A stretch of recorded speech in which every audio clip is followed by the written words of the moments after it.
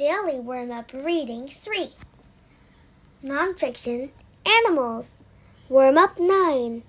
Interesting Bird. Do you like to walk through the park early in the morning? If you do, you might see an interesting bird. It has black and white marks on its face. It has a black and white tail.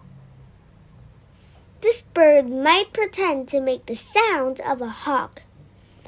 It might steal wasp eggs from a wasp nest. It might bury an acorn in the ground. It might nibble on acorns or nuts. It might gobble seeds found on the ground. You could see it chasing grasshoppers, caterpillars, lizards, frogs, or other small animals. If you were lucky, you might see this bird catching an insect as it flies in the air. Zip, zap, goodbye, bug! During your walk, this bird might be sitting on the trees or shrubs. This bird could be running to and fro on the ground.